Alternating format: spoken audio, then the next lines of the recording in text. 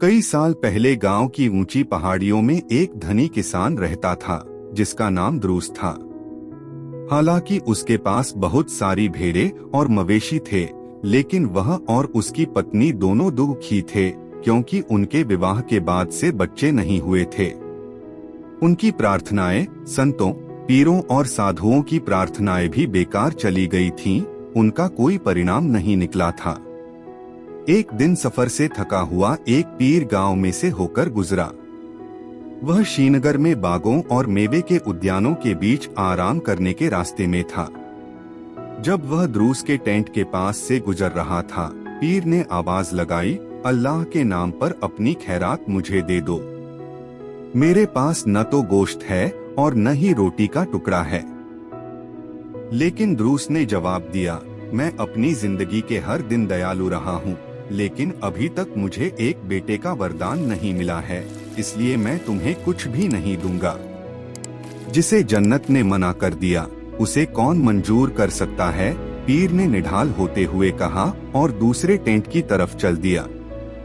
लेकिन पीर का युवा शिष्य जो पीछे आ रहा था ने आश्वस्त होकर अनुभव किया कि उसके पास दुहखी दंपति को संतुष्ट करने की शक्ति थी। उसने 40 कंकर इकट्ठे करके बिना बच्चे वाली स्त्री की गोद में रख दिए और उसे आशीर्वाद दिया। निर्धारित समय पर उस स्त्री ने पूरे 40 बेटों को जन्म दिया, सबको एक ही समय में। द्रूस बहुत परेशान और चिंतित हो गया। उसे विश्वास हो गया कि वह इतने सारे बच्चों को नहीं पाल सकेगा। हम 40 बच्चों के लिए रोटी नहीं जुटा सकते, वह अपनी पत्नी से बोला, इसलिए केवल एक चीज है जो हम कर सकते हैं। अपनी पसंद के एक लड़के को रख लें और शेष 39 लड़कों को जंगल में ले जाएं और उनको वहीं छोड़ दें। हमारी कठिन परिस्थिति से निकलने का और कोई रास्ता नहीं है, इसलिए एक को छोड़कर सभी बच्चे पहाड़ों पर ले जाए गए और भेड़ियों की दया पर वहीं छोड़ दिए गए। उन्हें छोड़ दिया गया था। लेकिन एक दिन पहाड़ियों में अपनी भेड़ों के झुंड को चराते हुए एक गडरिये को एक हिरण का खास व्यवहार उन चट्टानों और बोल्डरों की तरफ ले गया जिन्होंने एक कंदरा का मुख बंद कर रखा था। वहां उसने पाया कि बहुत बड़ी संख्या में बच्चे जंगली ट्यूलिपों के बीच में खेलते हुए इधर से उधर दौड़ रहे थे।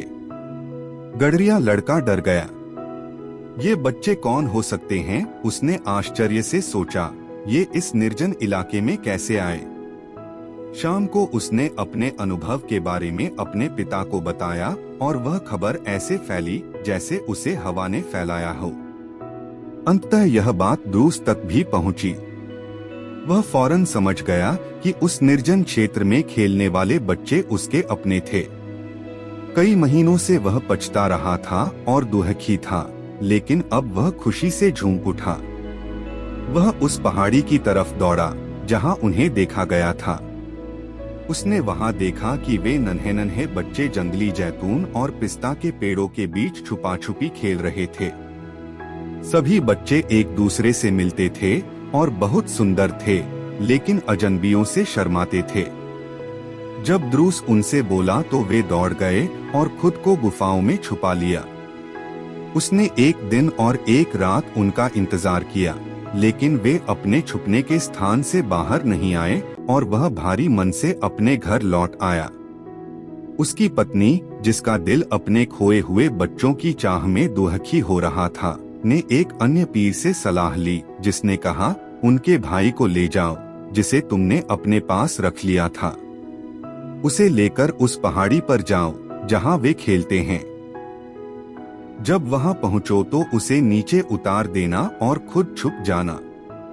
ममता से अभिभूत माँ ने ठीक वैसा ही किया जैसा उससे कहा गया था और सच में वही हुआ। बच्चे उसके प्यारे बेटे के साथ खेलने के लिए बाहर निकल आए। नन्हे अजनबी और उसकी मधुर आवाज से आकर्षित होकर वे उसके पीछे पीछे अपनी माँ के पास आ गए, जिसने उन्हें गले से लगाया और उन्हें मिठाइयाँ दी और जल्दी ही बिना किसी कठिनाई के वह उन्हें उनके घर लाने में सफल हो गई। द्रूस बच्चों को वापस पाकर इतना खुश था कि उसने गरीबों को उपहार और भोजन बांटा और गांव में संगीत तथा भोज का आयोजन हुआ। उसने सभी 40 बच्चों को नमाज अदा करना और पवित्र किताबें पढ़ना सिखाया। लेकिन अल्लाह का फरमान यह था कि देवदूत अज़राइल एक ही समय में 40 की सांसें ले ले। सारे 40 बच्चे अचानक एक ही दिन। पूरे गांव में मातम छा गया और लगातार 3 दिन और 3 रात तक दुआएं की गई। अंतिम संस्कार में भाग लेने आए अनेक मित्रों के लिए भोजन तैयार किया गया। उसके बाद 40 भाइयों को उस पहाड़ी पर ले जाया गया जहां वे पाए गए थे और सुनसान क्षेत्र में उसी पहाड़ी पर उन्हें, जहां वे जंगली ट्यूलिपों के बीच खेलते थे। और आज के दिन तक बच्चे अभी भी रहस्यमय पर्वत पर घूमते हैं, जिसे कुचेहलतान 40 भाइयों की पहाड़ी के नाम से जाना जाता है।